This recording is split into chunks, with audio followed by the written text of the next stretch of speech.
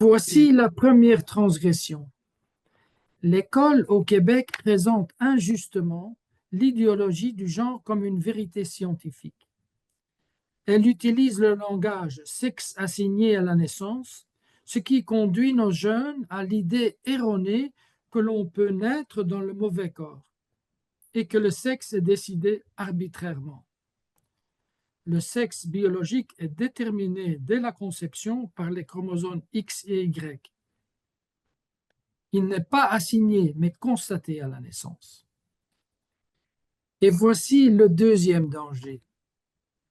En présentant à nos enfants la possibilité de changer d'identité de genre, l'école mélange la sphère privée et la sphère publique et ne respecte pas l'intimité des enfants.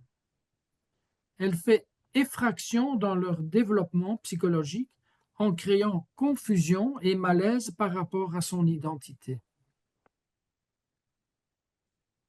La troisième transgression est le troisième danger.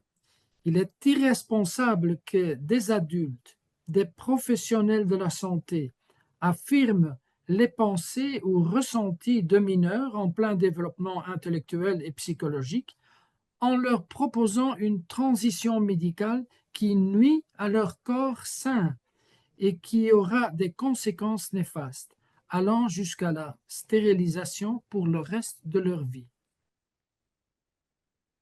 Le quatrième danger, l'idéologie du genre fait voir le corps comme un objet qu'on peut construire ou déconstruire à sa guise.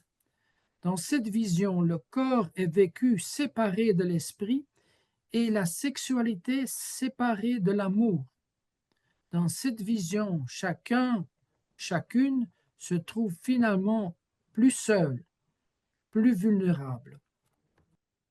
La cinquième transgression de l'école est celle-ci.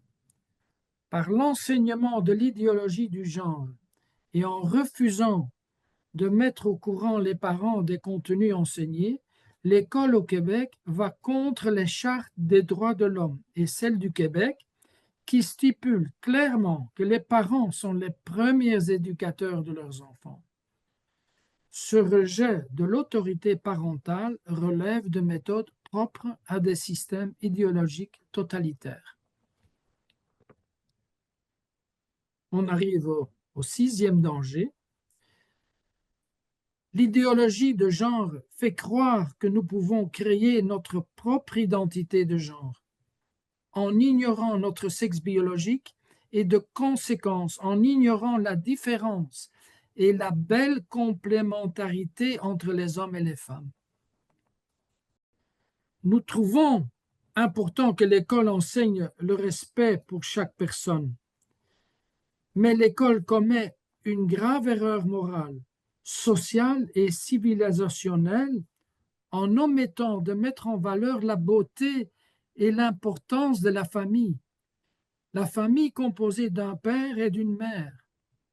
Cette famille reste le noyau de notre société, car elle donne naissance à nos enfants et réussit, dans la plupart des cas, à leur donner une éducation harmonieuse.